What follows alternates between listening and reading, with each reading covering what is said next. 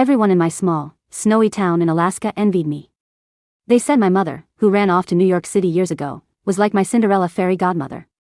Every month, she would mail me these package boxes filled with trendy gifts. Cute floral dresses, brand new backpacks, smartwatches.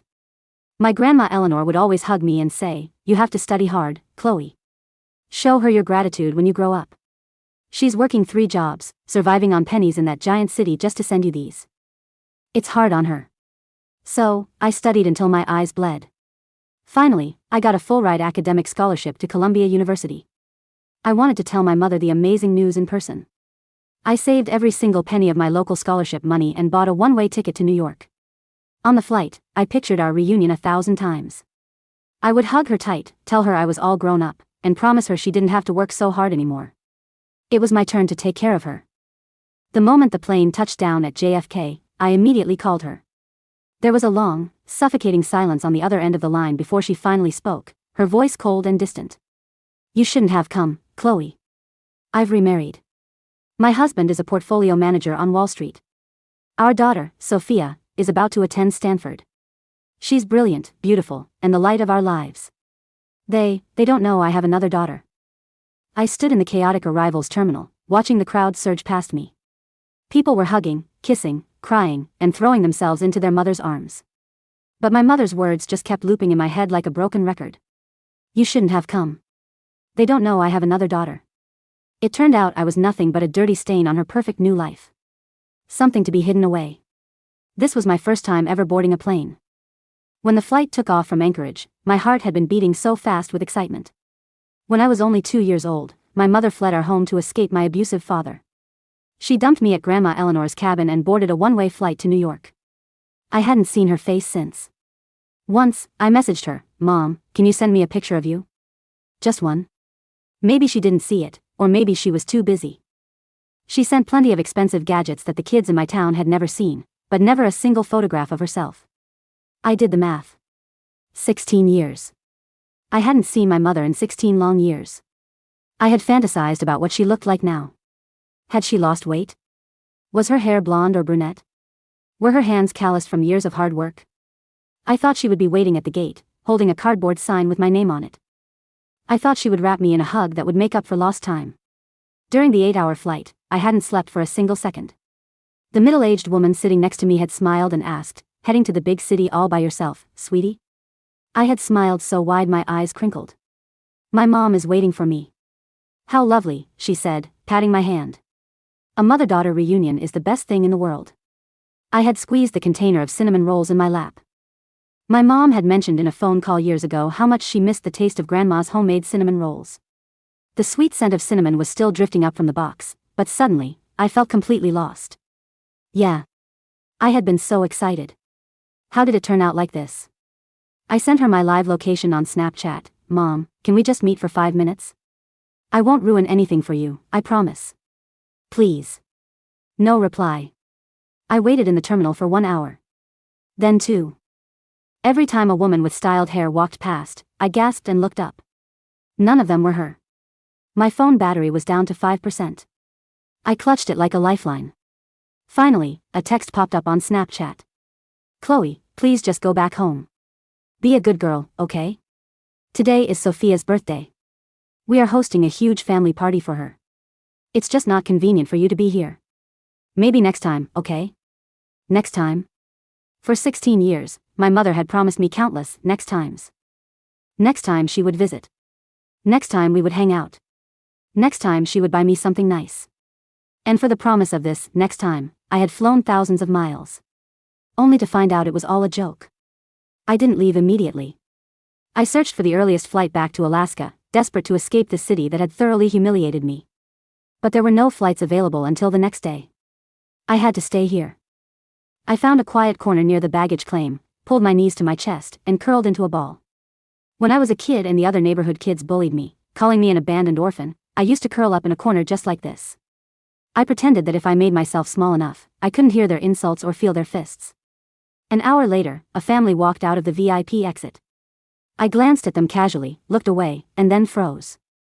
My gaze snapped back. The woman was wearing a designer cashmere coat, carrying a Birkin bag I only recognized from magazines, and her hair was styled in perfect, glossy waves. She looked like a high society elite. Walking next to her was a teenage girl who was clinging to her arm, whining playfully, "Mom, I'm starving." The woman smiled warmly, smoothing the girl's hair. "I booked a table at that Michelin-starred French restaurant you've been dying to try since last year. Happy birthday, sweetie." They walked right past me. No one noticed the pathetic girl curled up in the corner. But I recognized her. Her smile was exactly how Grandma Eleanor had described it. Her eyes turned into perfect crescents when she laughed, and she had a tiny mole right at the corner of her lip.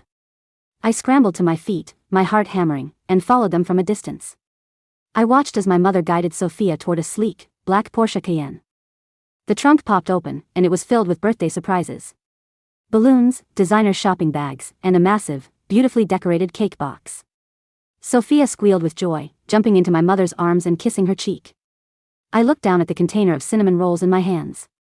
Slowly, I opened the lid, pulled one out, and stuffed it into my mouth. It tasted like ash.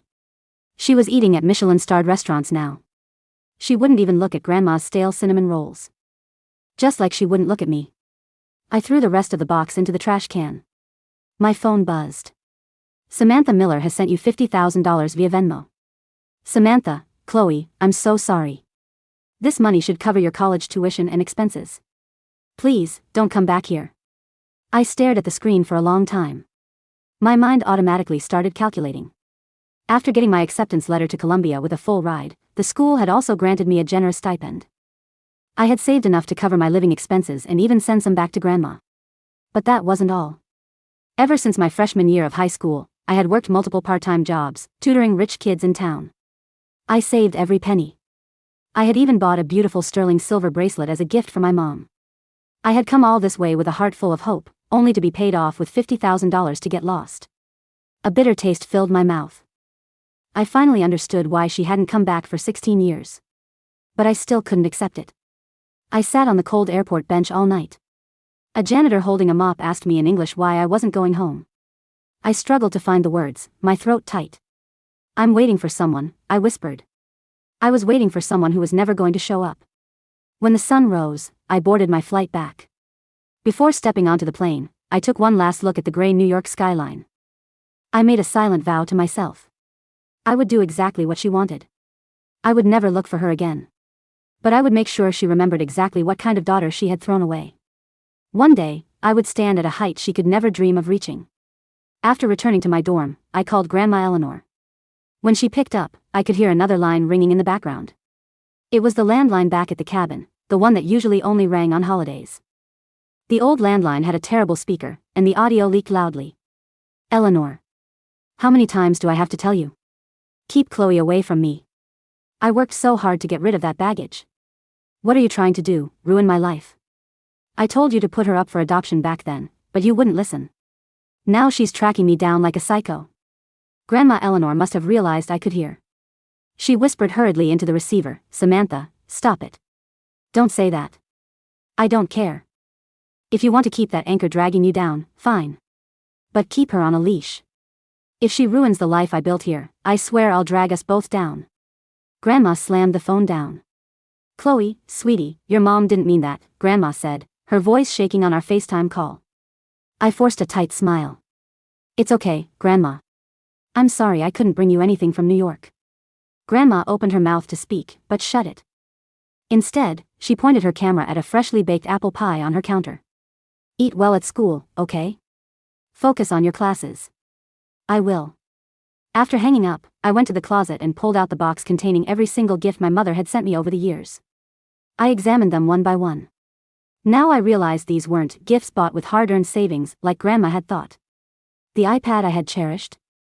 It had a tiny, laser-engraved name on the back that had been partially buffed out, Sophia. The beautiful floral dress I was always too afraid to wear because I didn't want to ruin it. The tag inside was a size 4. I was a size 0. Even the ice skates that all my classmates envied were 2 sizes too small. When I was younger, I was so vain. I would jam my feet into those skates, ignoring the pain just to show them off. Looking back, every single piece of maternal love I had received was just Sophia's trash. I was like a street beggar, collecting someone else's garbage and treating it like treasure. I dragged the box to the dumpster and threw everything inside. Then I looked up at the moon. Did she see the same moon in New York? From that day on, I stopped wishing on stars. I would be my own god. For the next 3 years, I didn't take a single day off. I drowned myself in my studies. I cleared all my credits a year early, graduated top of my class with a double major in finance and corporate law from Columbia, and landed an internship at a top-tier Wall Street investment bank during my junior year. My starting salary was $150,000 a year. By my second year post-grad, I poached a massive client and jumped to a prestigious private equity fund as a senior investment manager. A journalist from the Columbia Alumni Daily once interviewed me, asking what drove my insane work ethic. I pulled out a cheap stylus pen from my bag, the one piece of Sophia's junk I had secretly retrieved from the dumpster years ago. At first, I just wanted to own something that actually had my name engraved on it, I said. I wanted to prove that I deserved something brand new. The journalist didn't fully understand, but she wrote it down anyway. In my 3rd year, my firm appointed me to lead our delegation at the Global Financial Summit. Chloe, my managing director, told me, patting my shoulder. You are the youngest senior manager in our firm's history. The biggest players in the world will be listening to your keynote presentation. Make us proud. When I saw the summit venue, my hands started to shake. I had waited 5 years for this day. Actually, much longer than 5 years. I suddenly remembered my 5th grade parent-teacher conference. My desk was the only one in the classroom that sat empty. My classmates whispered and pointed at me all afternoon. I cried until my chest ached. When I got home, I begged Grandma to call my mom. I wanted to ask her when she was coming home, and if she could make it for my 6th grade graduation. Grandma hesitated before dialing the international number. The phone rang for a long time. But before I could even say, "Hi, Mom," the line went dead. My mother's parting words from 5 years ago echoed in my mind again. My husband is a portfolio manager on Wall Street. Our daughter, Sophia, is about to attend Stanford. I scanned the summit's VIP guest list, and sure enough, I saw Samantha Miller and Sophia Miller listed as guests of James Miller. James was attending as a mid-level representative. At 40-something, he was at the same corporate tier as me, except his portfolio performance wasn't nearly as impressive. For the past 5 years, I had slept less than 5 hours a night. I memorized every financial regulation, every market trend, and every client's personal preferences. My clients worshipped me. Many of them swore that wherever I went, their multi-million-dollar funds would follow. That was how a 23-year-old girl from Alaska was now standing in a room full of Wall Street titans. On the 3rd night of the summit, a private gala was held at the Stanford Faculty Club. I wore a sleek, custom-tailored black silk evening gown with 3-inch Saint Laurent heels, walking into the grand hall alongside some of the biggest names in venture capital. The gown was bought with my first major performance bonus. It was hand-tailored, and my initials, CV, were delicately embroidered with gold thread inside the collar. In the center of the ballroom, I spotted my mother. She looked a bit older than she had 5 years ago, but she was still draped in expensive jewelry, wearing a practiced, high-society smile. Sophia was by her side, laughing with a group of wealthy trust fund kids. Holding a glass of champagne, I glided through the crowd, walking right past them. Suddenly, my mother's eyes locked onto me. Her face turned instantly pale. "What are you doing here?" She grabbed my wrist, her grip tight and panicked, trying to drag me toward the exit. "I don't know how you managed to sneak in here, but you need to leave right now. Don't ruin my life." I didn't say a word. I just smiled. My years in corporate finance had taught me how to handle wild dogs and screaming clients alike. Just smile. "Chloe. Speak to me," she hissed. Her aggressive movements began to draw attention. A few nearby guests looked over, whispering. Sophia immediately stepped up like a protective guard dog, glaring at me. My mother glanced at the gathering crowd, panicked. Then, she pointed at me and raised her voice. "This girl is a thief. She just stole my diamond necklace." I was just trying to convince her to hand it back quietly. A collective gasp went through the crowd. I could feel the disgusted, judgmental glares locking onto me. Someone quickly called for security. "Wait," seeing the security guards approach, my mother seemed to realize she had gone too far. "She's just a kid. As long as she gives the necklace back, we don't need to involve the police." But before she could finish, Sophia stepped forward, swung her arm, and delivered a harsh slap across my face. Smack. "You thief. Give my mom her necklace back." I touched my stinging cheek, stunned by how viciously arrogant my mother's golden child was. But strangely, the heavy weight that had suffocated my chest for years suddenly vanished. Is this it? Is this the perfect family she abandoned me for? I let out a cold laugh. Just then, the overhead speakers announced my name, and now, please welcome our keynote speaker, Senior Portfolio Manager of Vanguard Holdings, Chloe Vance. I smoothed down my dress. But as I turned to walk toward the stage, Sophia grabbed my skirt. You're not going anywhere until you give it back. Let go of her. The security guards tried to intervene, but the crowd had surrounded us, murmuring in multiple languages. It was giving me a headache. A cold smirk played on my lips. Before I could say anything, the event director pushed through the crowd. Miss Vance, you're on in 30 seconds. The stage is ready. Ignoring my frozen mother, I shook Sophia's hand off my dress and walked past them, stepping onto the stage under the glittering spotlight. I adjusted the microphone, looked down at the shocked woman in the crowd, and began to speak. Good evening, everyone. Before we dive into the Q3 market projections, I'd like to share a quick story.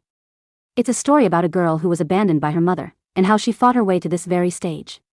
Below the stage, my mother's face drained of all color. The microphone caught the faint, rhythmic sound of my breath before the room settled into absolute, pin-drop silence. Below the stage, in the third row of upholstered velvet seats, Samantha's fingers had locked so tightly around her champagne flute that the stem looked ready to snap. Beside her, Sophia still had her arm half raised, her face a grotesque mask of confusion, shock, and slowly dawning horror. I didn't look at them directly. In high-stakes finance, you never lock eyes with someone who is already drowning. It gives them an anchor to grab onto. Instead, I let my gaze sweep across the sea of tailored tuxedos, the managing partners of top venture funds, the Stanford deans, and the sovereign wealth directors who held trillions in global assets. In the summer of 2008, I spoke into the mic, my voice calm, modulated, and steady. A portfolio was abandoned in the interior of Alaska. It had zero liquid assets, zero institutional backing, and an insurmountable balance of liabilities. To the original fund manager, the holding was deemed worthless, a toxic asset to be written off, erased from the balance sheet, and hidden away so it wouldn't disrupt a new, high-yield acquisition in Manhattan. A low murmur rippled through the amphitheater. The finance elite loved nothing more than an elegant metaphor, but the raw edge beneath my voice kept them frozen. For 16 years, I continued, pacing slowly across the stage, the heavy silk of my Saint Laurent gown sweeping the polished hardwood. That abandoned holding was told that its only value lay in the second-hand scraps thrown from the master table. It was sent discarded gadgets with other people's names engraved on them. It was sent clothes tailored for someone else's body. It was told, stay in the snow. Do not exist. Do not speak. You are a dirty stain on a clean balance sheet.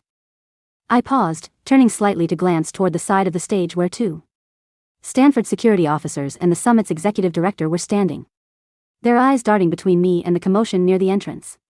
The original manager operated on a fundamental flaw of risk assessment, the assumption that a discarded asset cannot self-capitalize. I brought the microphone closer, my lips curving into a razor-thin smile.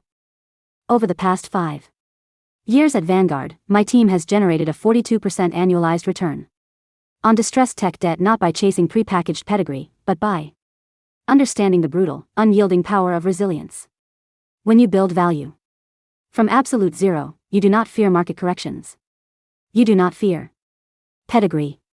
And you certainly do not fear the people who thought throwing you away was the smartest trade of their lives. The room erupted into sudden, sharp applause. In the front row, Arthur Sterling, the legendary senior managing director of Vanguard and one of the most feared men on Wall Street, nodded slowly, a look of fierce pride in his steel gray eyes. Now, I said, tapping the slide advancer in my palm as the massive projection screen behind me lit up with the Q3 macroeconomic models, let us discuss why your current exposure to mid-tier debt funds is built on a house of cards. For the next 25 minutes, I dismantled 3 competing portfolio strategies with surgical precision.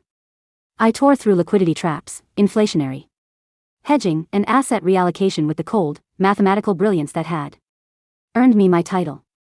Every sentence was an execution. Every slide was proof of why I belonged on that stage. Below me, Samantha sat completely paralyzed. She couldn't leave, walking out during the keynote of a Vanguard senior manager would draw every eye in the room, and she couldn't stay without enduring every second of the humiliation. Beside her, James Miller, her husband, was furiously whispering to a colleague. His brow furrowed, trying to understand why his wife looked as though she had Seen a ghost. And Sophia? Sophia was staring at me, her lower lip trembling, the red mark on her own palm still visible from the force with which she had struck my face. When I clicked to the final slide, the applause was deafening. Arthur Sterling was the first on his feet, followed by the partners of Sequoia, BlackRock, and Bridgewater. I bowed my head slightly, handed the microphone to the summit director, and walked down the side stairs into the backstage corridor. The moment the heavy velvet curtain fell behind me, the air turned cold. Chloe. I stopped. I didn't turn around immediately. I reached into my evening clutch, pulled out a compact mirror, and checked the faint red welt rising on my left cheekbone. Miss Vance, a deep voice corrected from the shadows. Arthur Sterling stepped into the corridor, flanked by 2 private security personnel and the dean of the Stanford Graduate School of Business. Beside Arthur stood James Miller, looking pale and thoroughly rattled, with Samantha and Sophia hovering a few paces behind him like disgraced courtiers. Arthur, I said smoothly, snapping the compact shut. I trust the Q3 forecast met your expectations. You exceeded them, as always, Arthur said, his voice carrying the heavy, gravelly weight of a man who commanded billions. He didn't look at James or Samantha, he looked directly at the mark on my face. Before we join the private dinner at the faculty club, there is a small matter of an assault that occurred in the main ballroom. James Miller stepped forward, his hands raised placatingly, sweat glistening at his temples. Arthur, Mr. Sterling, please. There's been a grotesque misunderstanding. My daughter Sophia, she was confused. My wife thought someone had taken her jewelry, and in the heat of the moment. A misunderstanding? Arthur cut him off, his voice dropping an octave into pure, lethal ice. Your daughter walked up to the keynote speaker of the Global Financial Summit, in a room containing 50% of our institutional LPs, and struck her across the face while your wife screamed about a stolen necklace. It was an accident. Samantha's voice cracked. She pushed past her husband, her eyes wild, her face stripped of all its practiced high society composure. She looked at me, her hands shaking so violently she dropped her beaded clutch. Chloe. Chloe, tell them. Tell them you're. Tell them what, Mrs. Miller? I asked, turning my gaze fully upon her. The title, Mrs. Miller, hit her like a physical blow. She staggered back half a step. I. Samantha stammered, looking around at the circle of security guards, the university deans, and the most powerful men in finance who were now staring at her with cold disgust. I didn't mean it. The necklace was in my bag the whole time. I made a mistake. You made a false accusation of grand larceny in a room filled with corporate attorneys, I said calmly. And your daughter committed battery on camera. I gestured slightly toward the corner of the ceiling. A high-definition security dome was blinking softly, positioned directly above the entrance where Sophia had struck me. Sophia let out a choked sob. Dad. Do something. She's lying, she's trying to ruin us. Shut up, Sophia. James snapped, his voice sharp with terror. He turned back to me, trying to force a charming smile that looked more like a grimace. Miss Vance. Chloe. We haven't been properly introduced. I'm James Miller, Senior Portfolio Director at Apex Capital. We've been in talks with Vanguard for the past 6 months regarding a multi-fund syndication. Surely, we can handle this. Privately? As colleagues? As adults? Apex Capital, I murmured, tasting the words. Yes. Your desk handles the distressed commercial real estate tranches. I reviewed your quarterly performance memorandum last Tuesday. James's eyes lit up with desperate hope. You did? I rejected it, I said flatly. Your risk models are outdated, your debt-to-equity ratio is dangerously leveraged, and your team demonstrates a severe lack of operational discipline. I signed the termination memo this morning. Vanguard will not be renewing Apex's allocation.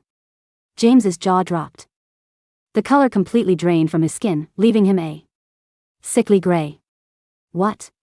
No, Miss Vance, that account represents 40% of my desk's underwritten volume.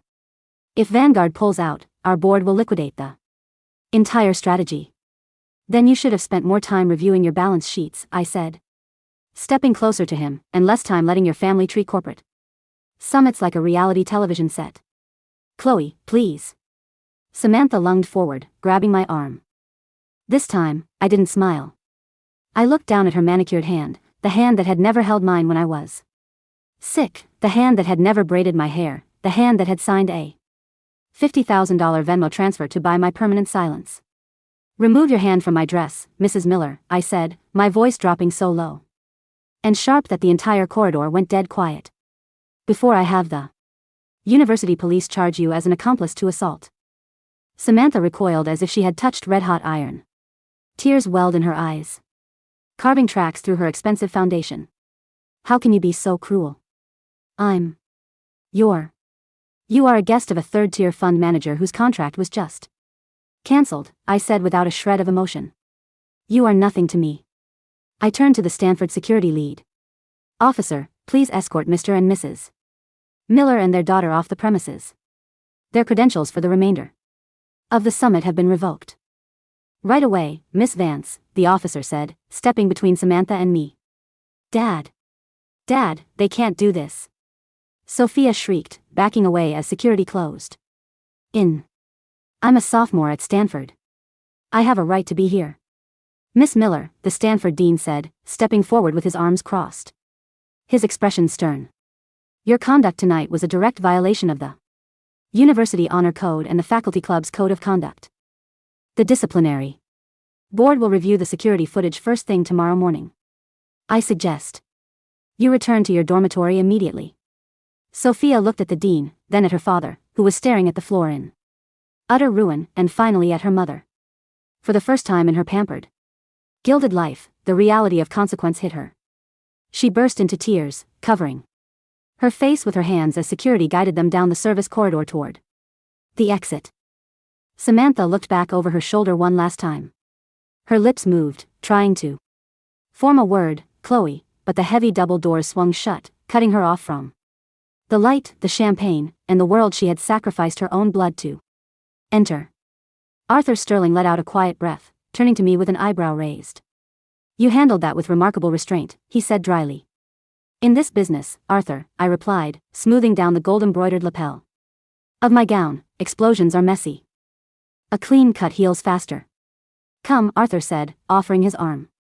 The partners from Zurich are waiting. They want to talk about that 42% return. I took his arm, lifted my chin, and walked back into the ballroom. The next morning, the financial press was dominated by two stories. The first was the keynote speech at the Stanford Summit.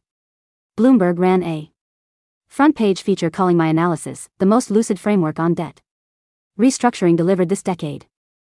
The Wall Street Journal printed a full-page photo of me on the stage, looking calm, sharp, and untouchable, under the headline, Vanguard's Rising Star, the Alaskan Prodigy Redefining Wall Street. Alpha.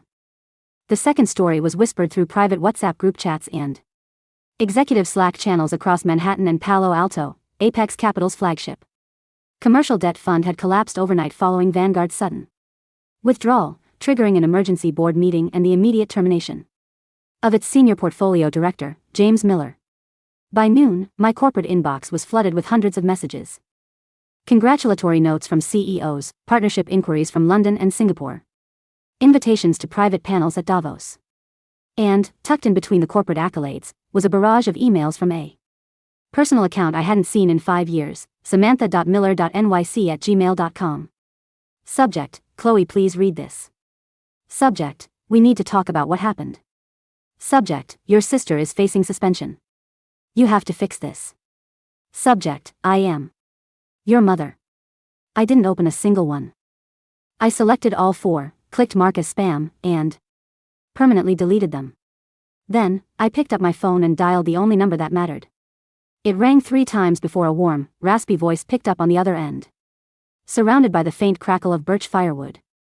Chloe? Sweetie? The icy, polished armor I wore in the boardrooms of Manhattan instantly softened. Grandma. Oh, baby, Grandma Eleanor sighed, her voice thick with emotion. I saw the paper. Mrs. Higgins from the post office printed out the internet article and ran it all the way down the road to my cabin. She was shouting so loud I thought the roof had caved in. My little girl, on the front page of the New York paper.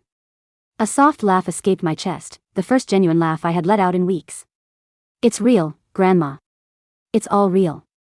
I knew it, she whispered, her voice trembling with that deep, stubborn Alaskan pride that had raised me. When your mama left, and everyone in this town said you'd end up broken. I told them. I told every single one of them that my Chloe was made of mountain iron. You didn't need her fancy New York promises. You had your own 2 hands.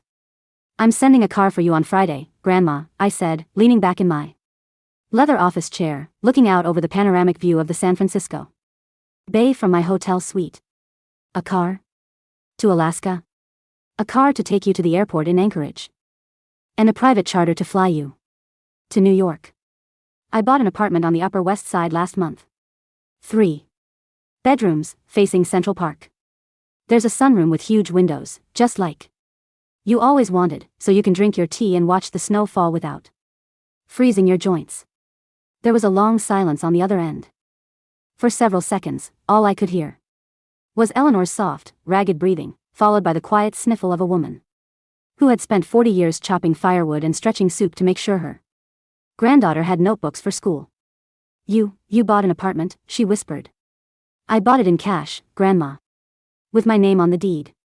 And yours. Chloe, you worked too hard for this. You shouldn't spend it on an old woman. I worked hard so I could give it to the only person who never threw me away, I said, my voice thick with tears. You pack your warm coat, Grandma. You're coming home. 3 days later, I landed back at JFK. 5 years ago, I had stood in this exact terminal, shivering in a thin winter coat, clutching a box of cold cinnamon rolls and $50,000 of hush money, feeling like a ghost wandering through someone else's life. Now, as I stepped off the jet bridge, 2 Vanguard drivers in dark suits were waiting at the bottom of the private terminal stairs, opening the door to a black Maybach. Straight to the office, Miss Vance, the driver asked. No, I replied, checking my watch. Drive by 740 Park Avenue first. I have a brief appointment. The Maybach glided through the rain-slicked streets of Manhattan, pulling up in front of the pre-war limestone high-rise on the Upper East Side where Samantha and James Miller lived. I didn't go upstairs. I didn't need to. Standing in the lobby, visible through the grand glass doors, was a moving crew, carrying heavy designer armchairs and taped cardboard boxes out to a large freight truck. Beside the concierge desk, James Miller was in a furious, screaming match with a building manager who was holding a clipboard. James looked completely undone, his hair unkempt, his tailored suit rumpled, his face haggard with the sudden catastrophic realization that without his Vanguard fund, his Wall Street career was over. A few feet away sat Samantha. She was sitting on a single leather suitcase on the sidewalk, holding a paper coffee cup in her shaking hands. The Birkin bag that had seemed so towering and untouchable 5 years ago was sitting in a puddle of muddy rainwater near her feet. Sophia was slumped on the stoop beside her, her eyes red and puffy, scrolling desperately through her phone, probably looking at the disciplinary notice Stanford had issued her, stripping her of her leadership roles and placing her on academic probation. As my car slowed to a halt across the street, Samantha looked up. Through the tinted glass of the Maybach, she couldn't see my face clearly, but she saw the car, the Vanguard corporate license plate, and the outline of the woman sitting in the back seat. Her eyes went wide. She stood up so quickly she spilled the coffee over her cashmere coat. She ran toward the street, her arms waving, her mouth moving in silent, desperate pleas. Chloe. Chloe, please. Stop. Just talk to me. The driver glanced in the rearview mirror. Miss Vance? Should I keep moving? I looked at the woman in the rain. I remembered the little girl in Alaska who had checked the mailbox every single day at 4 o'clock, hoping for a letter with a mother's handwriting. I remembered the little girl who had shoved her feet into ice skates that made her toes bleed, just so she could pretend her mother loved her.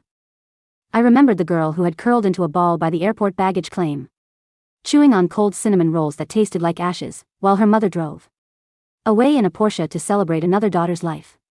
The wound was still there, carved deep into my history. But it no longer bled. It had turned into scar tissue, hard, unyielding, and completely impenetrable. Keep driving, I said softly. The Maybach accelerated smoothly, throwing up a fine spray of water as it pulled away from the curb, leaving Samantha Miller standing in the downpour, screaming my name into the empty Manhattan noise. 2 weeks later, the sun rose over the snow-dusted canopy of Central Park. I walked into the kitchen of my Upper West Side apartment, the smell of freshly brewed dark roast coffee filling the high-ceilinged room. Sitting at the large marble island, wrapped in a thick wool cardigan, was Grandma Eleanor. She had a plate of warm, freshly baked cinnamon rolls resting in front of her, and her eyes were fixed on the panoramic window, watching the yellow cabs crawl like tiny ants through the streets below. Look at that, Chloe, she whispered, pointing with a flour-dusted finger. The whole city looks like it's made of glass. I walked over, wrapped my arms around her shoulders from behind, and rested my chin against the top of her silver-haired head. It is made of glass, Grandma, I said, smiling as the morning light caught the gold engraving on my corporate badge resting on the counter. Chloe Vance, Managing Director. And if you hit it hard enough, it breaks. Eleanor patted my hand with her calloused fingers, her grip strong, warm, and true. You don't need to break anything anymore, baby, she said softly. You built your own house. I looked out at the vast, shining skyline of New York, the city that had once tried to erase me, and the city that now knew my name. Yeah, I whispered, breathing in the scent of cinnamon and home. I did.